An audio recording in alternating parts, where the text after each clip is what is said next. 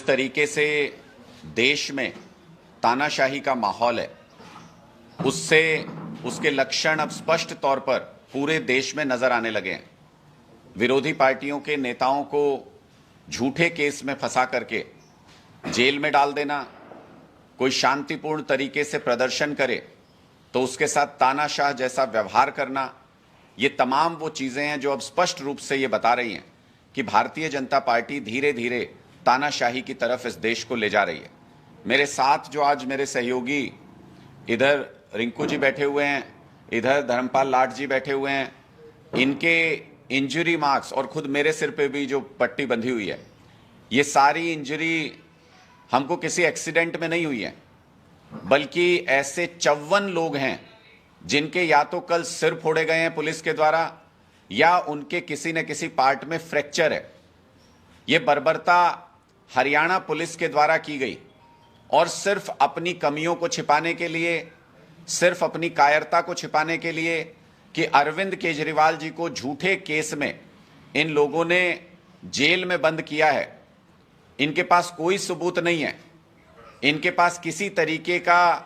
कोई कानूनी अधिकार नहीं था, उसके बावजूद रात के वक्त में एक सिटिंग सीएम के यहां घुसकर उनकी गिरफ्तारी की। और जब उसके विरोध में हम कुरुक्षेत्र में शांतिपूर्ण तरीके से प्रदर्शन कर रहे थे तो पुलिस ने बर्बरता के साथ लाठीचार्ज किया। हम आज वो कई सारी तस्वीरें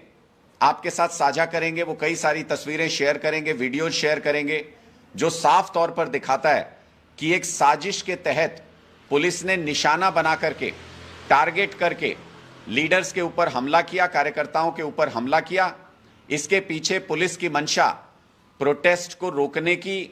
या प्रोटेस्टर्स को कंट्रोल करने की बिल्कुल नहीं थी। घायल अवस्था में जब सड़क पर कार्यकर्ता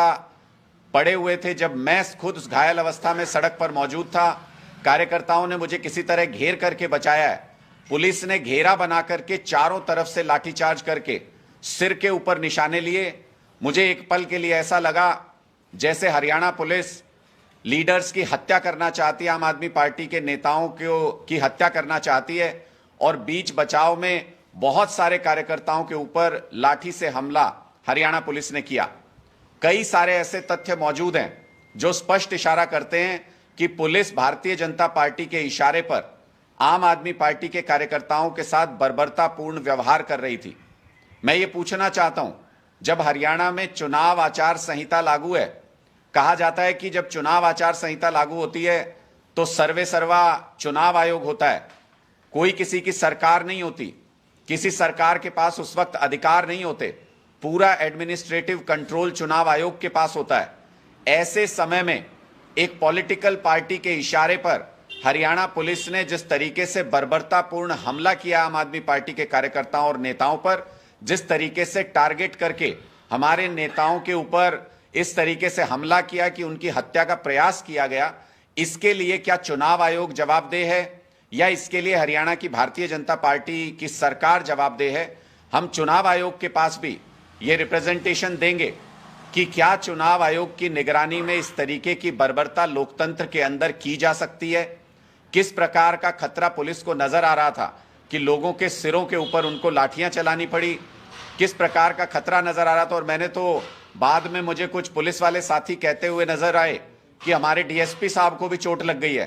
तो हमने पता किया, हमने वीडियो फुटेज खंगाला, ये पुलिस की आपसी लड़ाई, पुलिस के मुलाजिमों की आपसी लड़ाई में उनको चोट लगी है। वीडियो में स्पष्ट तौर पे नजर आ रहा है कि कैसे वाटर कैनन जब पुलिस के कुछ कर्मचारियों की तरफ हो गया तो डीएसपी साहब ने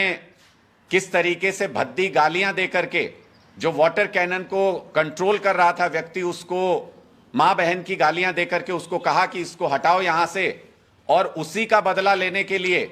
जिस तरीके से डीएसपी साहब जब लाठीचार्ज कर रहे थे कार्यकर्ताओं के ऊपर बर्बरता से, तो वाटर कैनन से सीधे उनके ऊपर हमला किया गया और वो सीधे औंधे मुंह जाकर के सड़क पर गिर गए, जिसकी वजह से उनको चोट लगी। आम आदमी के पार्टी के कार्यकर्ताओं का उनकी चोट से कोई लेना देना नहीं है। ये स्पष्ट तौर पर हम ये सारे वीडियो फुटेज आपके सामने रिलीज करेंगे, जिससे ये पता चल सके कि कैसे घायल पड़े हुए कार्यकर्ताओं को, नेताओं को एम्बुलेंस प्रोवाइड कराने की बजाय उन पर पहले वाटर कैनन से प्रहार किया गया और फिर पुलिस ने बाकायदा घेरा बना करके, ताकि वो वहां से निकल भी ना सकें, चारों तरफ से घेर करके पहले से घायल कार्यकर्ताओं और नेताओं के ऊपर बर्बरतापूर्ण हमला किया। यह स्पष्ट दिखाता है कि नए नए मुख्यमंत्री बने नायब सैनी जी को प्रसन्न करने के लिए पुलिस के अधिकारी कल इस तरीके से बर्बरतापूर्ण कार्रवाई कर रहे थे। हमारे कुल 54 साथियों को या तो उनके सिर फूटे हैं या फिर उनको कहीं ना कहीं शरीर में फ्रैक्चर है। 41 लोगों ने सिविल हॉस्पिटल में अपना इलाज कराया और कई साथियों ने प्राइवेट हॉस्पिटल्स में भी अपना इलाज कराया। हमने इस बात को मद्देनजर रखते हुए कि ये एक सोची समझी साजिश के तहत हमला किया गया था, हमने एमएलआर भी कटवाई है बहुत सारे साथियों की। ये सारी एमएलआर ये स्पष्ट रूप से बताती हैं कि कैसे किस तरीके की इंजरीज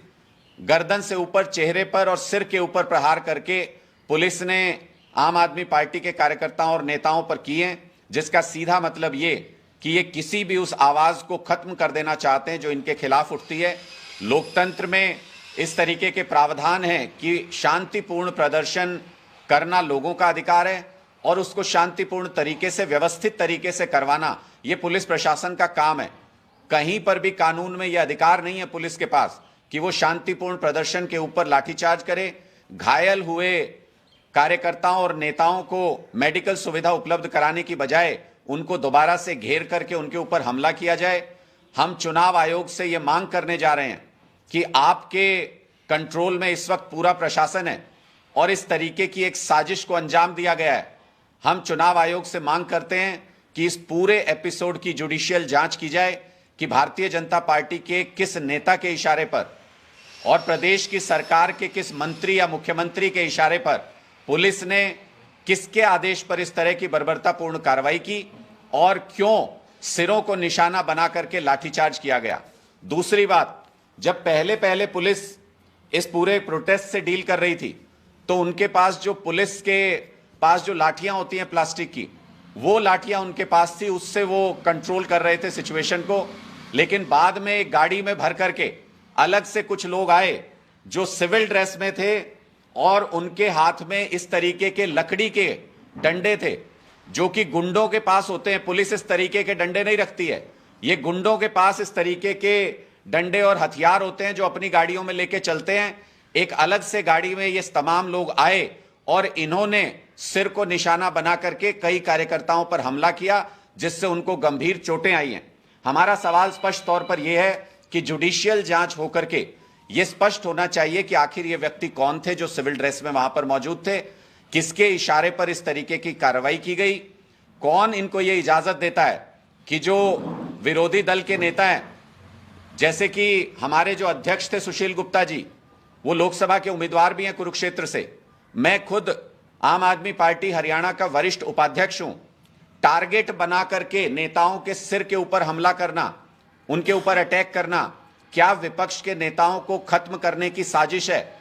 इसका जवाब कौन देगा? क्या इसका जवाब चुनाव आयोग देगा या इसका जवाब भारतीय जनता पार्टी की हरियाणा की सरकार देगी? ये स्पष्ट करना बहुत जरूरी है। हम इस बारे में चुनाव आयोग से यह अपील करेंगे कि वो जुडिशियल इंक्वायरी इस पे बिठाएं, इसकी पूरी जांच कराएं कि क्या टारगेटेड तौर पर लीडर्स को खत्म करने के लिए उनके ऊपर जानलेवा हमला करने का प्रयास किया गया। क्या पुलिस की आड़ में प्राइवेट गुंडों से आम आदमी पार्टी के कार्यकर्ताओं और नेताओं पर हमला कराया गया? और कौन सा ऐसा प्रोटेस्ट आपने हाल फिलहाल में देखा है जिसमें एक ही प्रोटेस्ट में, जो कि बहुत विशाल कोई इस तरीके का प्रदर्शन नहीं था कि जिसमें कानून व्यवस्था की स्थिति बन जाती, फोर्स बड़ी संख्या में वहां पर मौजूद थी, ऐसे प्रदर्शन में 54 कार्यकर्ताओं के सिर फोड़ दिए जाएं, उनकी टांगें तोड़ दी जाएं, उनके हाथ तोड़ दिए जाएं, इस तरीके का कानून व्यवस्था को बनाने का कौन सा पुलिस मैनुअल के अंदर प्रावधान है? ये सारी चीजें हम चाहेंगे कि चुनाव आयोग एक जुडिशियल इंक्वायरी बिठा करके इन सारे मुद्दों के ऊपर स्थिति को स्पष्ट करे,